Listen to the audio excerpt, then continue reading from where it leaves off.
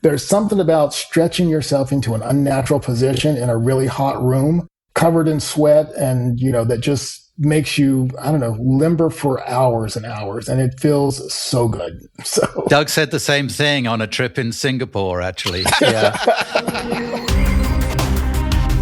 Welcome to the Two Authors Podcast, an entertaining chat show hosted by best-selling mystery and thriller authors Douglas Pratt and Nicholas Harvey, in lively, humorous and informative conversation with distinguished guests who share their thoughts and experience about forging a successful author career. Welcome to this week's show, brought to you as always by the fabulous, most bestest formatting solution in the world. Who's that, It's Doug? Vellum. Who? It's Vellum. It's Who? Vellum. I don't know why they you know what? We should talk them into letting us stand out in front of them at Author Nation just going, it's Vellum! I'll bring the uke. Kind of like the Ricola guy. Vellum! Ricola. Yeah, I'll be standing in the corner. I was... People would skirt, go all the way around the other side of the hall just to avoid that stand. Maybe Vellum could pay us to go stand on the other side of the room and send people their way. Yeah, drive people their way. Yeah. They I was just talking, we were talking the other day with some people about the, so much translations and stuff, and they've done this cool, they've expanded the more of their languages. Like they've got built-in versions for German, French, Spanish, Italian, Dutch, Portuguese. I bet they have Klingon. Klingon. I bet they could. I think that'd be brilliant. It's an expanding language. Hey, they do a Duolingo for it, so why not? So yeah, it's really cool. It's good built in the information, so you have to worry about the chapter title page, all those words that comes up in the correct language. It comes up right. It's kind of cool. So I like that. Yep. They do make everything so easy over there. That's the biggest thing about Vellum that makes them so fantabulous is how easy they make it. Yeah, it's super, super easy. But yeah, also a big thank you to all of our Patreon supporters. We are very appreciative of you, and thank you so much. And if you guys feel like you're getting anything out of this show, then please come visit us over at patreon.com/The Two Authors Podcast. We would like you to buy us a beer. It's only $3. It's a cheap beer, like a Pabst Blue Ribbon. That's not per episode. That is per month. Per month. That's right. So you would break that down to, I don't know. That's some math I don't want to do, but please check us out nonetheless. But hey, we're going to have a really cool show today. What we got? We got a good friend of ours, MJ Caan, who writes science fiction, paranormal fantasies, and he's pivoting to a more fast-paced, character-driven thrillers under his new pen name, Ember Scott. How cool is that name? I don't know. Ember Scott. It's a slow burn, people. Yeah, very slow. I'm Ember Scott. That should be a character name almost. I know. He kind of blew that on his author name. He's got the coolest author name. He'll never have a character name as cool as his author name. And think about how cool it would be if he had a website and Ember Scott was burning into the font. Hey, Doug, I got news for you. He has a website. But oh my gosh. But I think it does have a little flame thing going. Okay, then that's cool. He's smarter than us. I'm kind of he's a lot smarter than us, that's for sure. Yeah, he's going to join us. But first, we have a listener question from somebody even smarter than that, and that was our recent guest, Maggie Marr. So, Maggie Marr, thank you so much for sticking around to do a listener question with us. It was a wonderful chat with you we had a few weeks ago. So now you get to turn the tables. What do you got for us? What have I got for you? Okay, I have a question. What are you finding to be the best bang for your buck as far as marketing right now? Wow. Right now, as in today? Yeah, absolutely. I'm always interested in how independent authors are marketing. It's a really good question. It's an outstanding question. And if you asked us last month and if you asked us in a month, they would probably move around. I'm going to lean toward Amazon ads are probably the best right now. For bang for your buck, though, I'm going to back it up and say my newsletter is still for my bang for my buck. I think I get more money out of my newsletter than I do out of If I throw my grandkids in there, then it almost doubles how many sales I do. So, but he only has a few grandkids, and he's already sold 2 of them. So he's running out of grandkids to sell. So it's not a great business model. We've got a 4th one coming right now. So they can't push them out fast enough. We're generating them pretty quick. So. And they're wondering where they're going. They go stay with grandma and grandpa, and they never come back. All right. So I'm going to agree with Doug. I think it's a really weird time right now, right? You know, there's some people certainly killing it with Facebook ads still, and there's some people killing it with Amazon ads. I think some of the extra reach you can get through certain methods with Amazon that's available to some people, there's some opportunity there. I would say my Amazon ads are being more productive than any Facebook ads at the moment. Facebook is becoming really, really tricky. You have something that works and it just stops working, and it's really, really difficult. So I feel like it's back to basics. It's back to the release regularly, get a new book out there, build your newsletter as organically as you can, and keep in touch with your audience and keep giving them what they want. It's you hate to use the term tread water because you don't want to ever tread water. You always want to be moving forward. You're better off treading water than pounding down the wrong avenues at the moment. I feel like there's a lot of change and a lot of things that are going to sort themselves out. So experiment, try stuff, but try carefully. I would say don't be too scared of it like that. A lot of people are worried about it, and including myself. I worry every time I get on Facebook trying to do one of their ads. And right now I've got them all turned off, but in a couple of weeks I'm going to turn them back on and try again because that's just the way it is. So I think you have to be in flux. You know, we always talk about pivoting. I think we have to pivot at the drop of a hat too. So you have to be ready. Yeah. Tricky times. Great question. Yeah. Thank you. Thank you for the answers. Thanks for sticking around. We appreciate it. MJ, how you doing, man? It is great to see you. Oh, man, it is great to see you guys. It's been a while. Yes. Well, it's not too long. No, a couple of months. We got to hang out together in Texas a little bit, and that was superb. So, and right then we talked about getting you on to talk about some of the stuff. So start the list off with a little bit of background on how you first got into writing and when you were first published. Okay, yeah.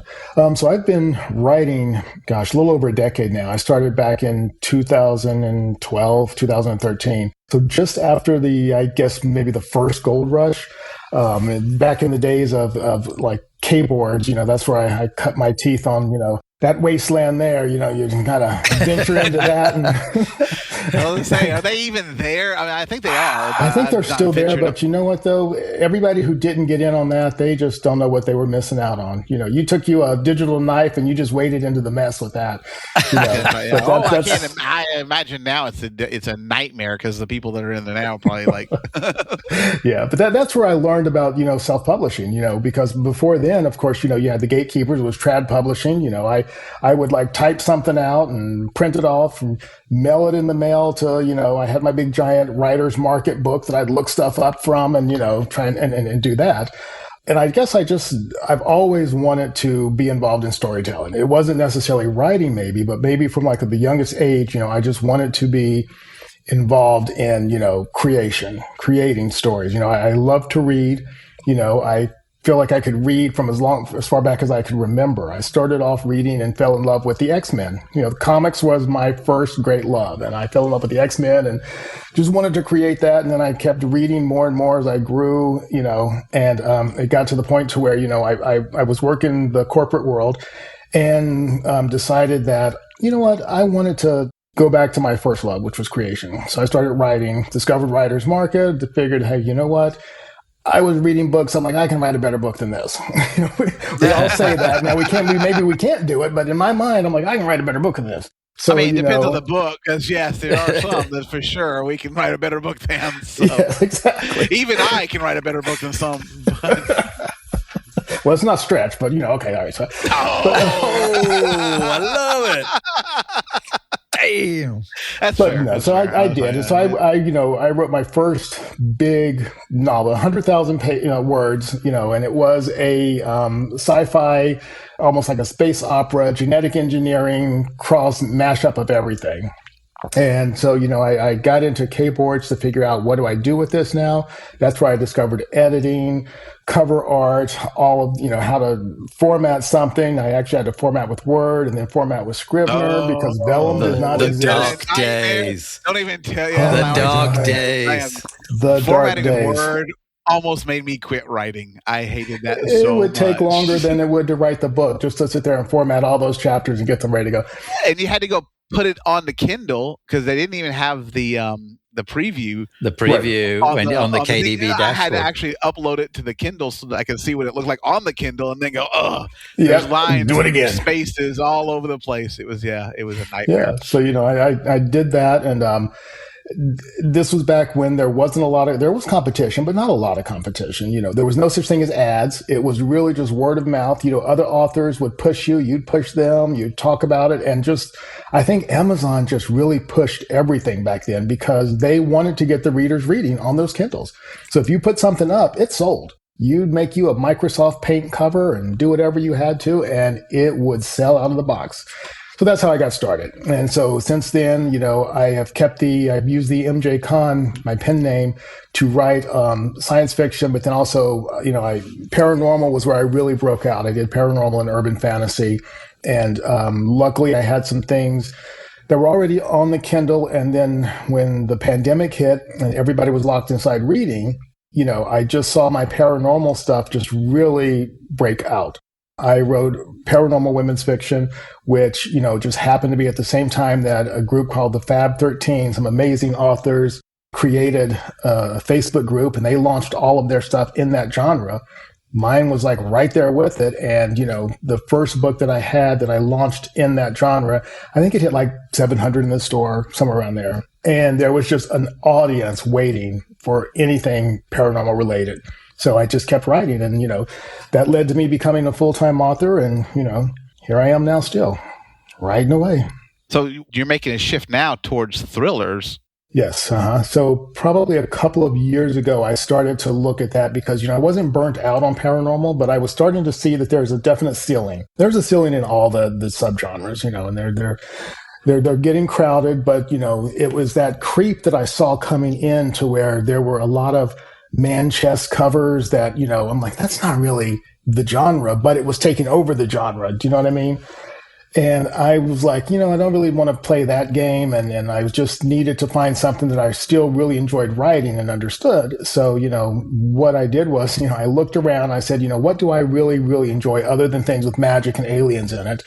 And, I looked at my Netflix queue, I looked at my one-clicks, I looked at, my Amazon Prime subscriptions, and I realized that just about everything had to do with mystery, thrillers, action, adventure, that thing. And it's amazing what you will absorb in your subconscious when it comes to understanding tropes, pacing, everything about a genre that you really, really love. And this was one that I loved. So I kind of had an intrinsic knowledge of how it worked. So I started writing that. I started a new pen name, Ember Scott, that I published my first Jesse Knight thriller under that name. Best pen name ever. Yeah, best pen name. Yes, we raved about your pen name. I was like, that is a great pen name. That is. Well, Ember's my dog's name, so it's pathetic. That's perfectly good. Yes, but yeah, it still has a very smoldering sound to it. Yeah, so, I like it. And, so it's just I published my first thriller under that, and it did fairly well for a first book with no following, no news list. I didn't have an existing base of readers, and it's just grown from there. And I have loved every bit of it, and have no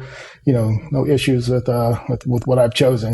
One thing you've done that's smart, and we also do is you're looking at what you like to read and what you like before you start I love that description. Yeah. You went through all the things you looked at to go, what is it that I'm attracted to? Yeah.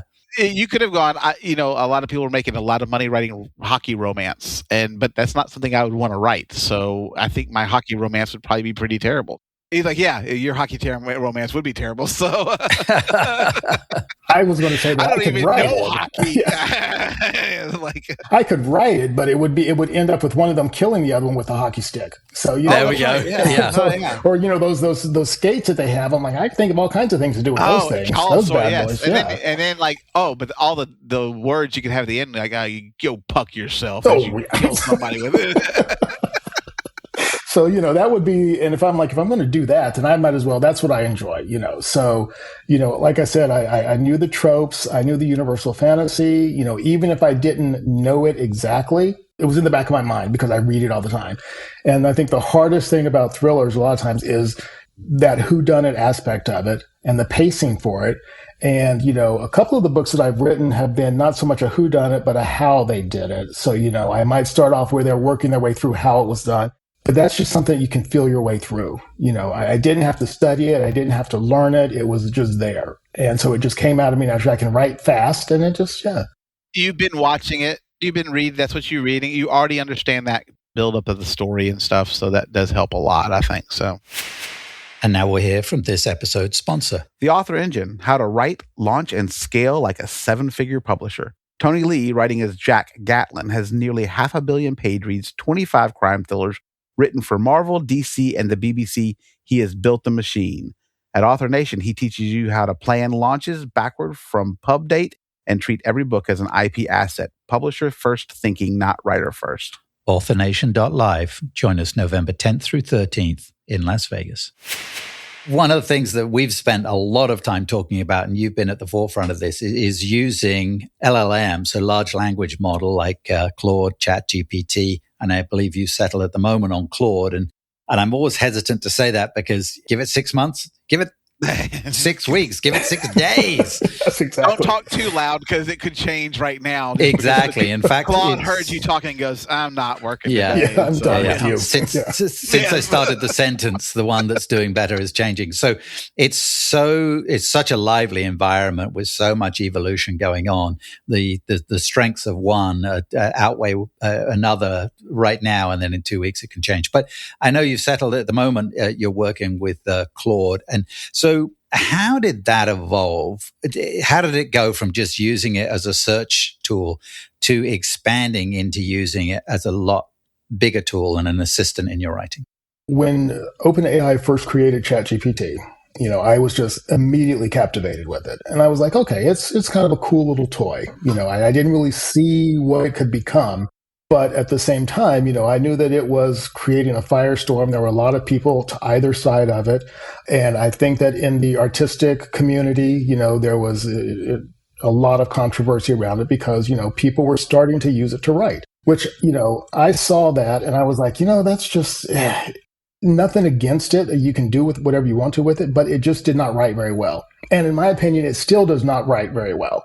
But, I'm like, okay, well, it's interesting. But then they created, I think they created Canvas, which was kind of like a work sandbox. You could create projects, that type of thing. I'm like, well, now you're starting to give me something that's a little more that I can work with, because I started to see it more as being a useful assistant where I could put stuff and then start to develop ideas and start to develop ways that it could help me with my business. Claude came along shortly after that. I immediately could see the difference, with Claude. It was more conversational even than ChatGPT was, but it was geared more towards business. So that's what I liked. It had a lot of business analytic tools built into it from the beginning. And, and what we're doing, as you both know, we are a business.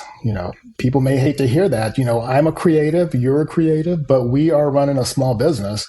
Most businesses, no matter how big they are, have employees. Well, we have a virtual assistant, a PA, someone that helps us with this, someone that helps us with that. Some writers may not be to the point where they can do that. What I started to realize is this tool, especially Claude, could become that. I could start to create a virtual assistant that, was there 24/7 for whatever I needed, to bounce ideas off of, to, help me with analytics, to help me with whatever I might want to do around my business. The writing wasn't an issue. I can write fast. I can do a lot of words. Once I'm going, I can really get going. And I love to write. But what I hate doing is I hate marketing. I hate looking at anything spreadsheet related. Some people live for that. It makes my eyes glaze over. But what I've realized is that, there's one person in this talk that likes to do that, and the other two, me and you, do not. So yeah, love me a good spreadsheet. Nick's like, well, he gets that spread boy where spreadsheets just crazy. He folds out the spreadsheet, goes, look at it, it's got 300 lines. I'm like, yeah. Oh God, that would just be like, a little piece of me dies on the inside just looking at that. So what as Claude advanced, and it moved into here recently, agentic AI, which is agents that can actually operate and perform tasks on their own on your behalf. That's when I realized that, you know what, this is a game changer. Again, it's not going to really do anything for your writing as far as the actual writing, the creative process, but it freed up my time to where I can write more and I could create better books because of some of the tools that I was able to create. So, I think that what we're entering is we are entering an age of personalized software that you build to do the things that you want it to do. You don't have to take something that someone else built, some big company, and then customize it and tear it down and figure out how to make it work for you. You can create it on the fly, something that is just yours, works just for the way that you want it to do, and does your task to a T. And that's what I have realized, that, running this business, I can do so much more from a creative standpoint if half of my mind is not always focused on what did my Facebook ads to do? What did my AMS ads do? What's the market research for this genre? Is this going to work? Is this a trope that works? Does it not work? There's so many things that we can now do. And that's where I've dived into Claude and using the co-work and now code to create personalized software. So 2 questions I want to jump back to real fast. One, if we could talk about the difference. You said agentic. So for some of us who are older and dumber, and I'm not going to point at Nick, but please don't. Pretend. No, it'd be rude. But could you give us the quick version of what exactly is when we talk? What is an agent, and what does the agentic mean when you say it like that? So agents are individualized bits of programming that are specific to whatever task you assign them.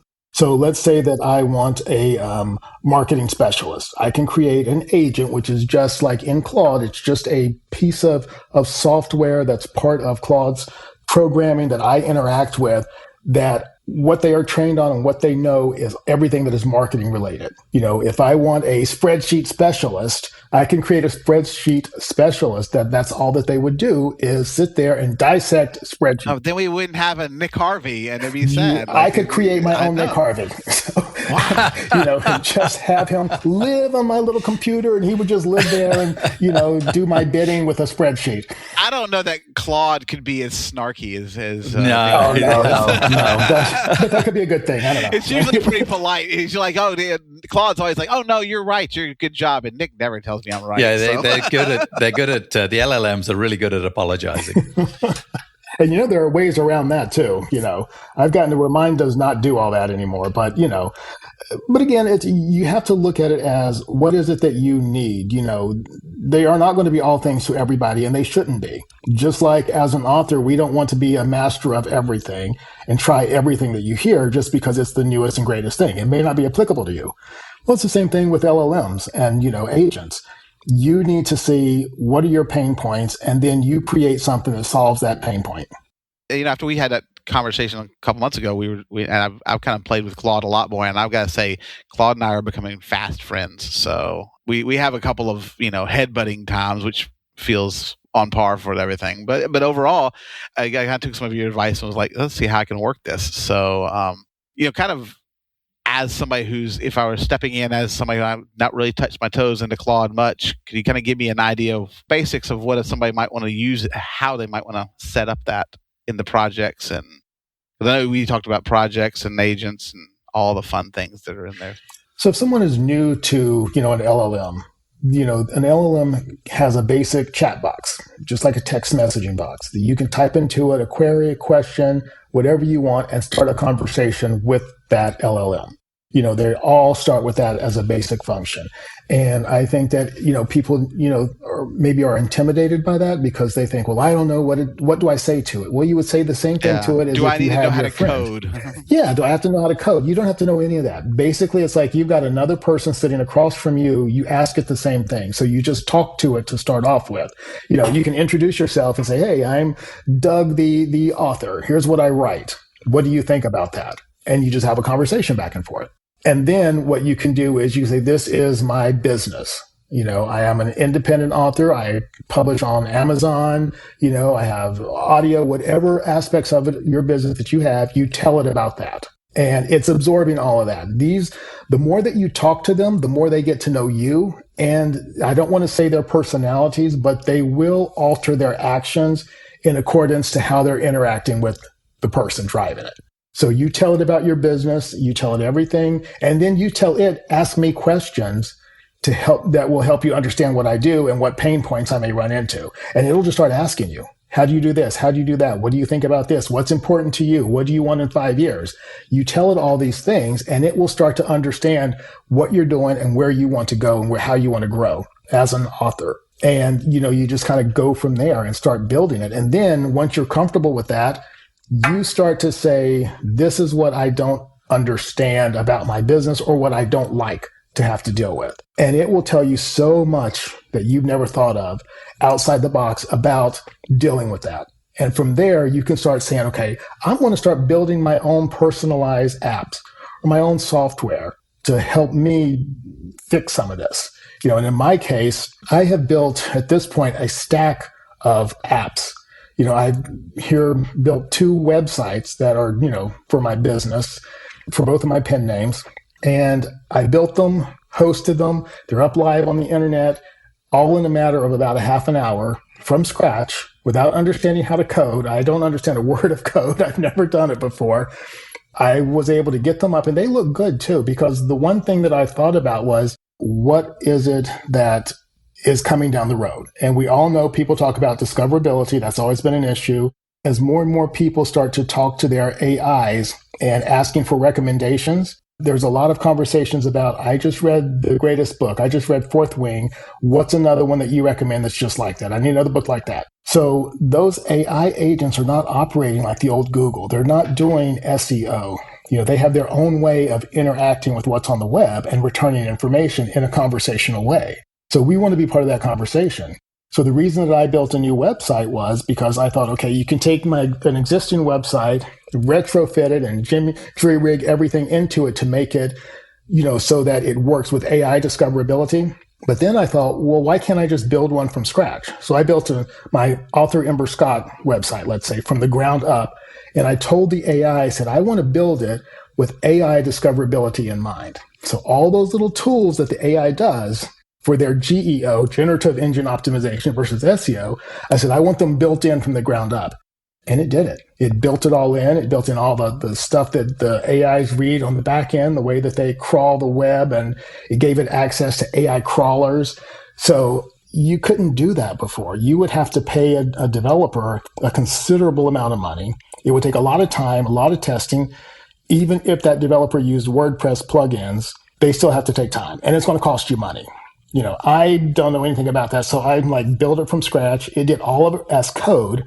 It's not plugins. It's all code. It's all stable. And it took a half an hour to do it. And I got it up and hosted and live.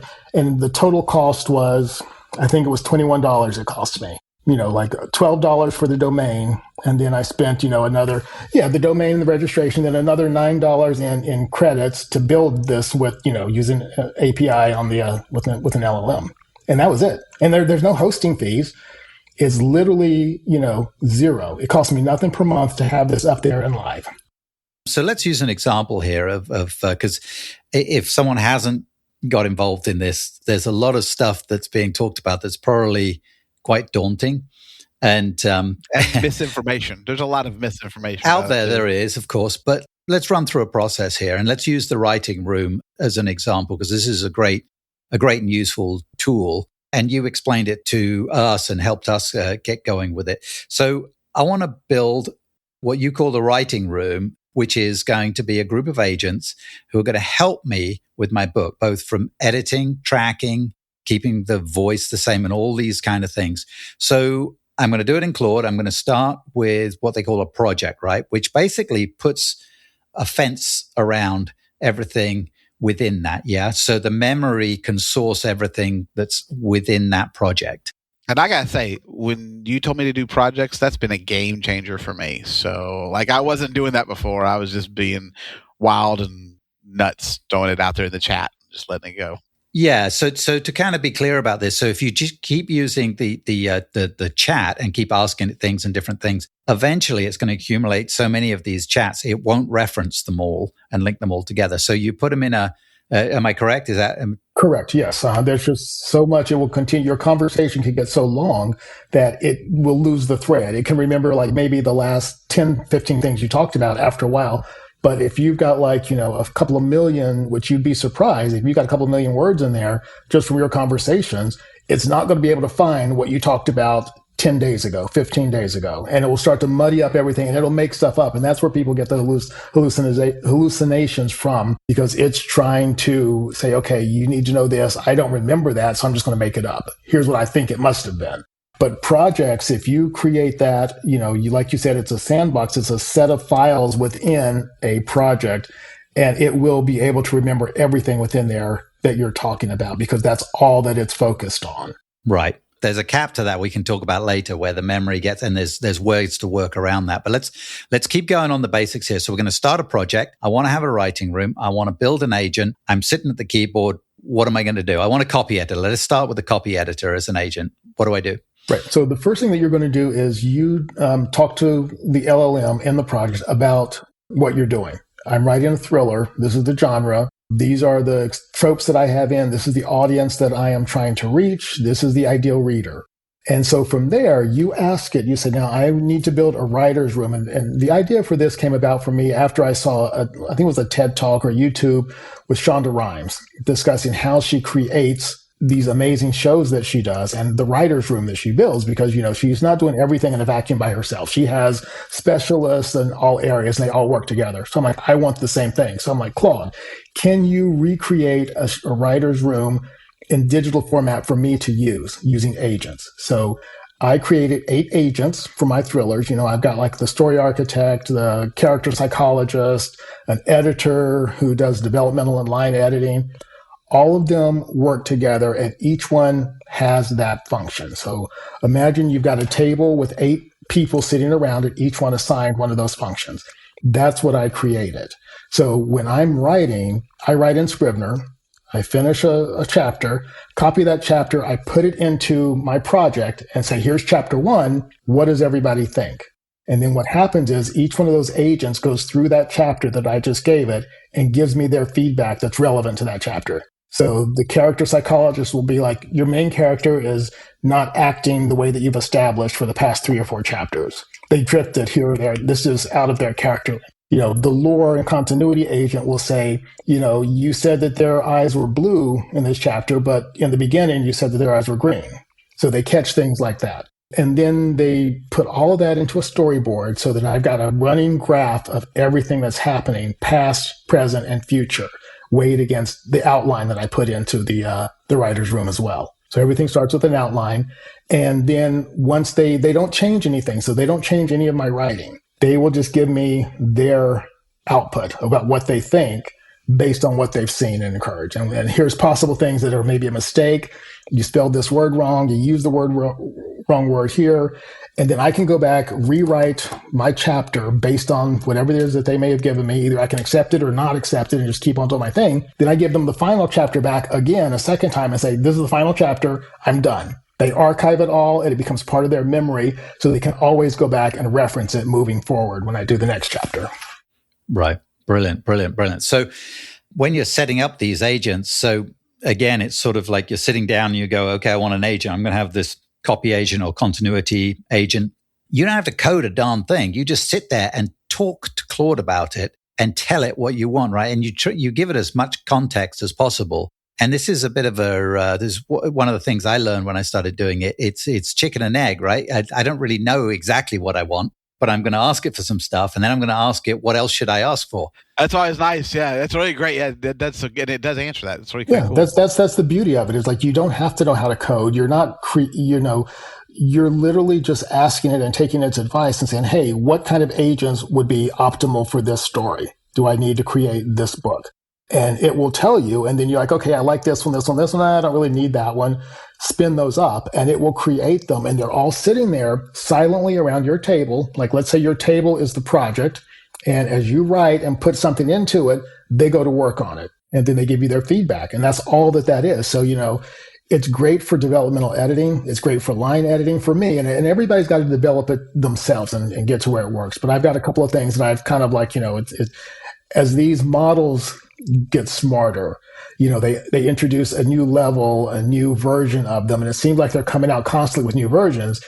They are really leveling up what they can do. And because I have been working with them doing the same thing for so long, even when the versions change, mine don't typically revert back to being, what they once were or give you a bunch of gobbledygook or anything like that. They're just really good about staying on task. They just get better at it. Got you. And there's a section called instructions. I think it's labeled instructions, isn't it? That's where, so if you're wondering where these agents go, what you do is you're, and correct me if I'm wrong on any of this stuff, but this is how I remember I did it when I built them, is you get this chat back and forth and go, okay, get all this information. You go, okay, this is the agent I want to build. I want to call it such and such. Give me the text that I need to put in the instructions. It gives you all that stuff. And you can do it all in, I did it sort of continuously until I said, okay, here's all the agents that I want and here's what I want them to do. Give me the text. And then you just cut it and paste it and put it in the instructions where you can go and mess with it later. So add to them, one of them that you don't like, you can update it. There's the instructions, there's the knowledge base. All of these things govern what's happening within that project. So if you've got an outline of your entire book, you can put it there and they will always reference that outline. If you stray from the outline, which I do all the time, they will say, that's not what happened that's not what happens in chapter 6. You've changed that. And I will say, no, I'm venturing from the outline because of X, Y, and Z. They're like, okay, that's fine. And they will, on the fly, adjust what's going to happen, what's been happening so that they know moving forward, okay, this new adjustment is now what's canon. This is what we're going to work from. Yeah, they'll use that word a lot, canon. Yeah, it's like that's set in stone.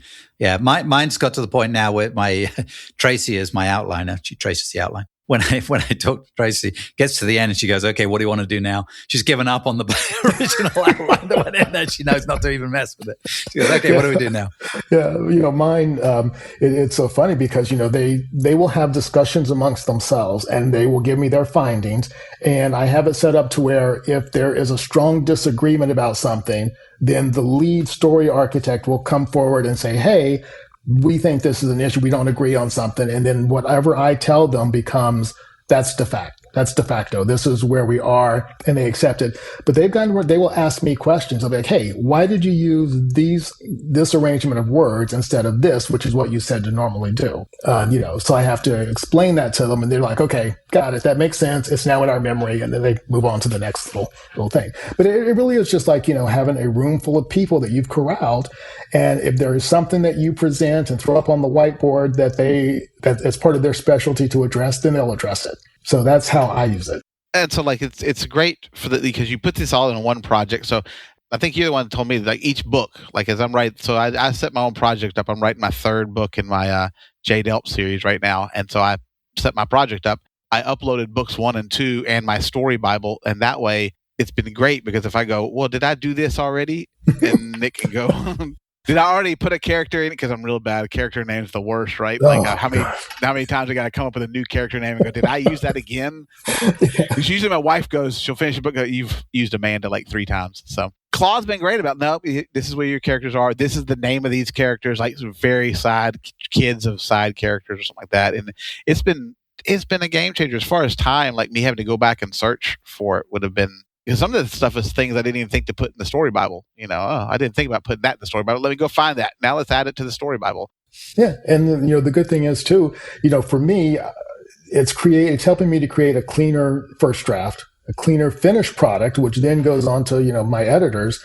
But, it's so much quicker because, and I think that the books are better too, because, I've added a pacing and attention graph to, what I have it look at to as well, so that I can actually see a visual plot line of the points. It'll say, okay, if I wanted to compare this to Save the Cat or the 4-act structure, Hero's Journey, it will plot each chapter on that graph and tell me where it falls in relation to where it should be based upon the story structure that I'm using.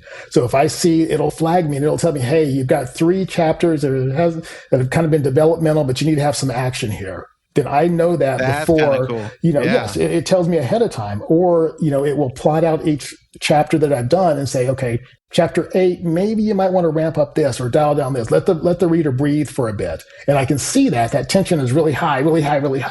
And then it'll say, maybe flatten it a little bit for this one. So I can go back and retroactively do that or apply it moving forward. I love the graph idea there. That is really cool. And I just want to point out that is a subconscious love of spreadsheets, the fact that you wanted that graph. I just want to point that out. A graph is not the same as a spreadsheet. How do you make a graph? You put the data in a spreadsheet. You get some spreadsheet nerd to come in and do your little spreadsheet, your graph for you. Then you can look at your graph and go, pie chart. I'm good with that. So. But you would be amazed when you see it, like as a graph that's, like building tension and it's arcing up, the way that you want it to. You get that sawtooth pattern, which is kind of how a thriller should run from a pacing standpoint. And you can see visually where you're flailing. And you can kind of go back and look at that and be like, you know what, I do need to add some action here and pick it back up. And, Yeah, that's I did it not nearly that good. I'm going to go back and change my instructions, but I did take it when I put the first 2 books in. I said, I want you to give me a pacing outline. I don't want you to tell me what the story, I don't want you to write the story. I just want you to tell me based on what I've written before, how do I pace the books so that I know this is where this falls, this is where that falls. And this one's a little more mystery oriented than action for me. So that always requires me to keep the clues in line. So I'm really bad about that. So yeah, tracking those red herrings, tracking those red herrings, make sure I got them in there. And so, but yeah, no, so that's great. I like this story graph idea. I'm going to totally be playing with Claude this afternoon, instead of writing. Yeah, we jump off this and dive into fixing our writing rooms. Fully aware that at this point my writing day is shot. I'm going to be playing in Claude. So one of the things I remember you talking to us about was getting it to learn your voice. And what was the process you used to get it to learn your author voice? So the reason that I wanted it to know my author voice is so that as I'm writing, I want to make sure that I don't lose, that I'm not writing something that maybe doesn't kind of gel with things that I've said before or my style. And the way that I do that is, I've discovered that, you can actually extract your writing DNA by giving it samples of something that you've already written. So I would feed it like 3 chapters, or in my case, I've given it entire books. And I said, I want you to extract a voice DNA. And it knows what a voice DNA is. And you said, but you have to tell it, apply it to an author who writes. So their style, their tone, your voice becomes the DNA that it builds. And what it will do is it will break down, it'll ask you a bunch of questions based on what you feed it. And the way that you answer it, it will then go through and analyze the sample that you gave it. And you've got to give it at least 3 chapters of your own writing, preferably more. And then what it will do is it will actually map out your personal tone, your style, how you write, how you think. And then it will apply that to the agents as well. So they kind of know what to expect from you. And if they read something and they're like, this doesn't sound like you, they'll say this is why. The DNA extraction is really, key for building a better book as far as I'm concerned, because again, it's not going to write for you, but it can definitely help you to write a much better book. I mean, the last 3 books that I've written using the writer's room, I mean, the reviews just started to come in, immediately. And they're just like, we love this, love that. And it's just more of giving readers what they've come to expect, but amping it up. And I can do it faster now. And now, a quick word from this episode's sponsor. Jamie Davis here again, show manager for Author Nation. I help run all the logistics at the conference in November, and I hope to see you there. In the meantime, did you know why bookstore owners are so organized? You should. It's self-explanatory. And now, back to the show. What doesn't it do well? Well, like I said, it doesn't write well. There off the bat. Which is not a bad thing. No, that's not a bad thing. But, again, it has its own voice. If you read a lot, and especially some of the stuff that I've seen, even in KU, the explosion of books in KU, you can tell what is written by a human and what is not, because, it doesn't do that. And another thing that it doesn't do. It tries to tell, not show, I think. I say that a lot. It says it does the complete opposite of what we're supposed to do. It tells, not shows. So. And another thing that it doesn't do is it cannot keep a secret to save its life. If your outline tells the ending of the book, what's going to happen, at some point those agents are going to be like, well, why don't you put in here that so-and-so and make it very dramatic that so-and-so saw the gun, or so-and-so's fingerprints are going to be found on the gun. I'm like, No, I don't want to foreshadow that. It takes foreshadowing to a whole new level. It's like shadowing. It would wrap up the book in 3 chapters if it could. So that's another reason why I'm like, I can't, I don't want it to write. I don't want it to rewrite anything that I do. But what it does well, from an analytic standpoint, it does amazingly well. And that's what our writing is. Our writing is code. And these LLMs understand code better than anything, that I've ever seen. And they just dissect it immediately. So once you learn that, and once they learn that, it's amazing what can happen. One of the things that I found is that we talk about hallucinating. You'll get them comment on something like, well, you said only 2 people know that, but 3 people do. I'm like, no, remember, because we talked about that, and we're not going to tell the sergeant at the station for this reason. Oh, you're right. Yep, I read back through, and I'm sorry. Yeah, it scans, right? It has this interesting method that I don't even know how to describe it, but it doesn't read like we say, hey, read through this. It doesn't read it as we comprehend reading. It scans things and pulls pieces. It skims it almost, isn't it? Yeah. Mm-hmm. It's looking for what it considers to be an important fact or detail based upon what you've asked it. So if you put your entire book in, it's not reading it word for word, because if you think about it, the token usage in an 80,000 word, you would burn through everything. So what it's doing is it's grouping them together and going through those 80,000 words and seeing patterns and recognitions and things that, you have maybe repeated that are important. And it starts to catalog those. So it may seem like it reads everything, but it really does not. Also, it does remember. It's gotten better. Like the Claude and Chad, I think both have just come out with we're remembering everything now. So a little bit about memory. Like to me, I always thought it was just going to be in there. So it does have limits in each chat, even that it can do before it starts to run off. You want to kind of tell us a little bit? Explain that to me like I'm an idiot, like I am an idiot. So explain it to me. If your imagination will stretch that far. if you can figure it out, And, I think a lot of people need to realize, too, that one of the first things you can do is when you start working with them, go into the settings for the LLM. And there are ways to turn the memory on so that it remembers across chats. It can remember, across projects, but you have to turn, certain aspects on. And it's been so long. I don't know if they've maybe built that in, but in the beginning, they did not have any of that built in. You had to go in and turn on memory so that it could remember a lot more. It wasn't automatically on 2 months ago, because when you told me about it, make sure this is on. One of them was, one of them wasn't. So, yeah. Yeah, I had the same issue. So I haven't looked again, but yeah. Yeah, so you turn the memory on, but, basically, again, it's going to run out of memory. These new ones have a 1 million token, context window. So think about that. A million tokens is probably around 800,000 words. So that's a lot. But even if you really max that out, it's still going to have trouble remembering all of that stuff from the beginning of 800,000 words to the end. So what I have found when I'm writing these, really long chapters and I put them in and I get to where I've got okay, there's been 10 chapters. I know that it's going to start to run into that memory issue where it could start to confuse things. So what I will tell it is, and I've got mine set up to where it'll tell me ahead of time. It's like, hey, this is starting to get a little bit long. Let's start a new thread within that project.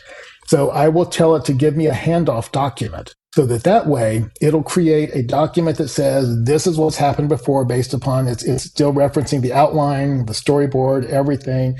Here's what's happened before. Here's where we are, so that when I start a new thread, I don't have to go back and tell it anything. It just picks up where we left off. Do you just add that in with the other files in the project then? I don't put it into the files. When it gives me a handoff document and I start a new thread, I just put it into that chat. That's the first thing we talk about. I'm like, hey, okay, we're starting, I'm going to be putting in a new chapter soon, but here's everything up to this point that we've discussed in all the chapters, and it just has it all there.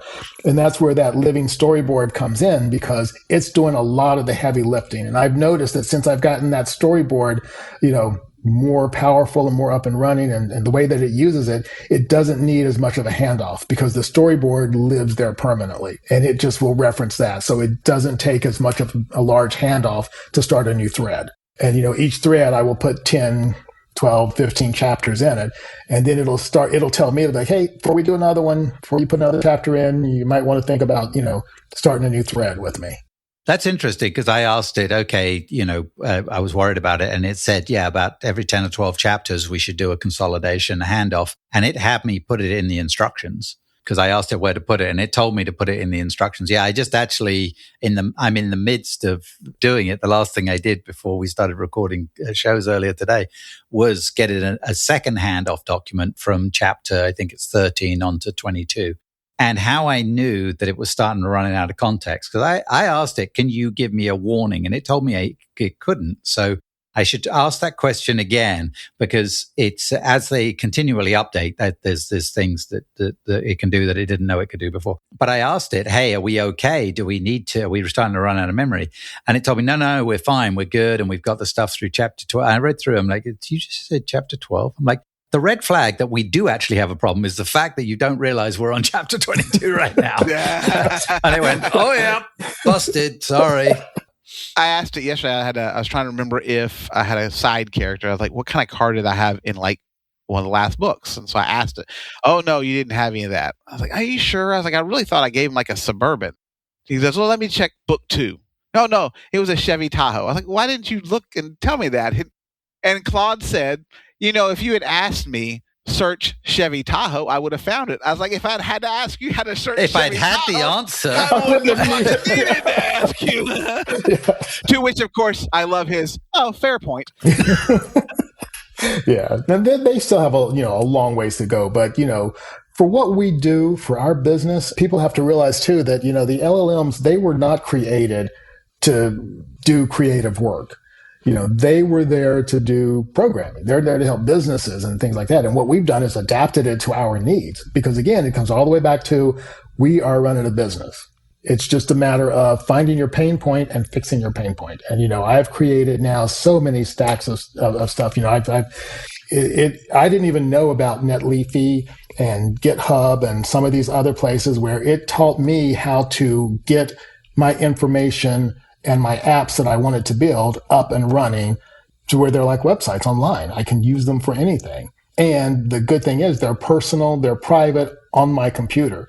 So it's like having my own personal application that I can access from my phone, my computer, anywhere, just like if I wanted to go to a website, because it is a website, but it's only one that only I can see what goes into it. So I can take my entire KDP dashboard, which I've done, my lifetime dashboard, and drop it in and say, create these reports for me. And it will create apps that will do certain reports. It does my read-through rates for me.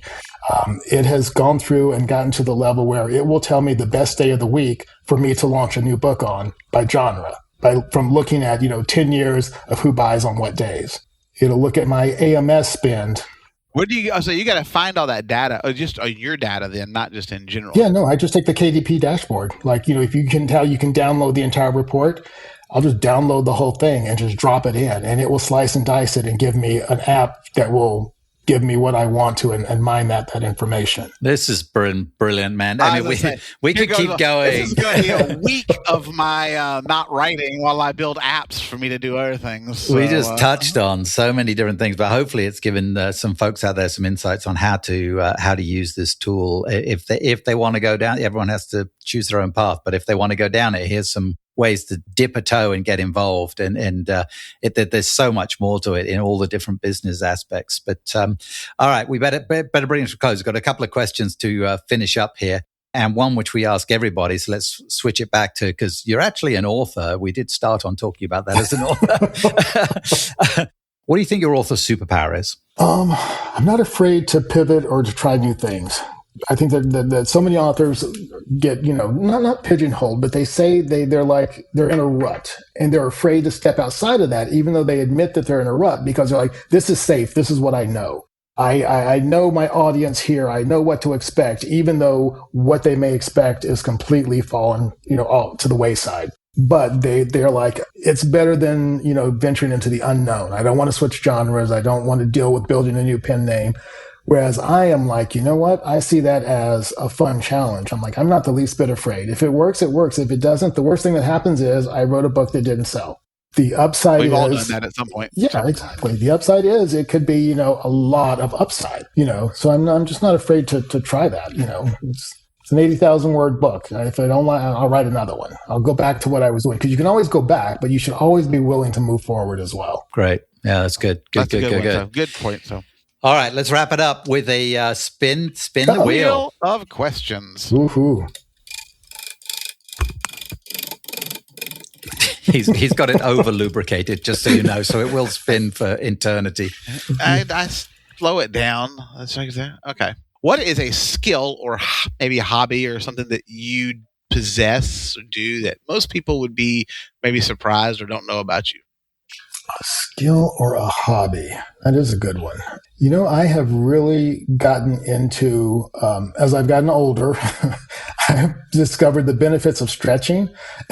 Oh, yeah. So I have really decided that, it's amazing what hot yoga can do for you. And it's just, I don't have the aches and the pains. It used to be you get up, your back is stiff. I'm just like, the older I get, my joints all hurt or falling apart. But, there's something about stretching yourself into an unnatural position in a really hot room covered in sweat and, that just makes you, limber for hours and hours. And it feels so good. So Doug said the same thing on a trip in Singapore, actually. Yeah. Came back with the same report. They told me to go to this sauna. I was like, let me check it out. I was impressed. 4 hours later, you're like, okay, yeah. Yeah. I couldn't walk straight. It was weird. I don't know. Yeah. Well, that's a different sauna. And he had a very large credit card bill. All right, Doug, what's your hidden talent or skill? Hidden talent or skill? Most of the people that know me now probably don't know I used to water ski a lot. I didn't know that. Yeah, I was actually pretty good. So, wow. For a fat guy. Well, no, he's fat, so I'm just saying. But I did. I used to slalom. I never really did competitively or anything like that. I grew up slalom. I was skiing when I was a kid. Did you have a wakeboard? I did. I wakeboard. I kneeboarded. I one time took the worst fall I've ever taken in my life trying to impress a girl on a kneeboard. Well, first of all, it's pretty tough to impress girls from a kneeboard right out of the gate. You're a lot more impressive on a ski or a wakeboard. Actually, pretty good on the kneeboard. So Yeah, but you're still on your knees to start with. There's very very few things that you say look that like particularly it's a bad thing. impressive. Yeah. When you start by begging. In Singapore, they were like, "Yeah, it's cool." They tell you anything you want to know in Singapore when you give them another $100. No, I tried to do I was trying to learn to do a flip on one, and I hit so hard when I did that one that it was the last time I tried to do a flip on one. I also used to barefoot. That was wow. That is impressive. Yes, that's impressive. It's amazing how rock hard water is when you hit it at velocity. Yes. Yeah. You think landing in water, that'll be fine. Oh, that's easy. Not so much. That hurts like hell. So how about you, Nick? You got any secret skills? Man, I was just trying to think about it. I don't know that I have anything. I've tapped into the only things that I have any kind of aptitude towards, which was racing orientated. And then I don't know if I have a talent for it, but I've now, switched careers completely to writing, and I do that. I don't know outside of that I can do much. You don't do much outside of that. I have things I'm trying to do. Nick's home alone. Like, his wife's left him alone, and he hasn't even left the house. I was like, dude, have you gone out and seen the sunshine? No, he's inside his work. I can see the sunshine out my window here. Yeah. Yeah. Did the sun see you? That's a better question. Yeah. No, that's true. Yeah. Hey, there's no question that it is not a skill, and people understand this by previous episodes, but I'm attempting to play the ukulele. But I would not class that as a skill. We all know now. So yeah, everyone I think knows from a previous episode that it is not a talent. Hey, look, it's always fun hanging out with you, man, and it's great to see you. And thank you so much for giving our listeners so much insight.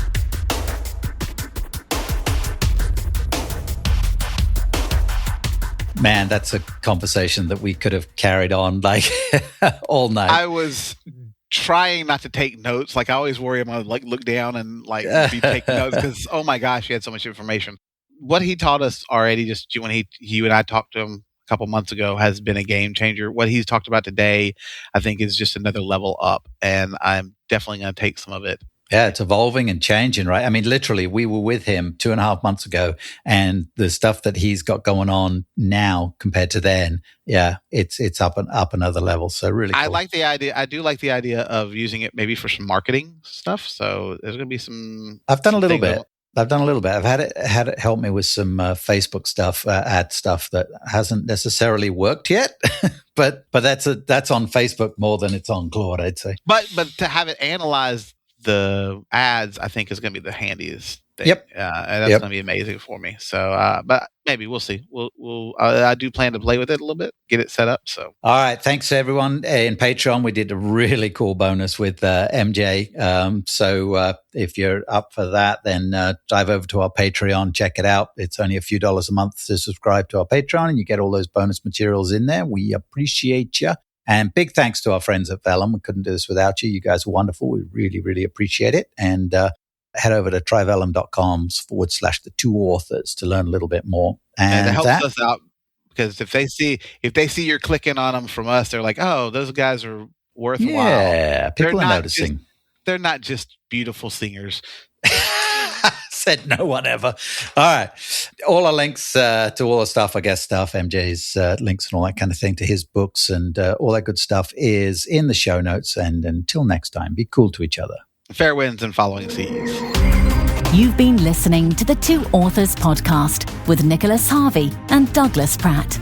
Subscribe on your favorite platform for new shows coming every week.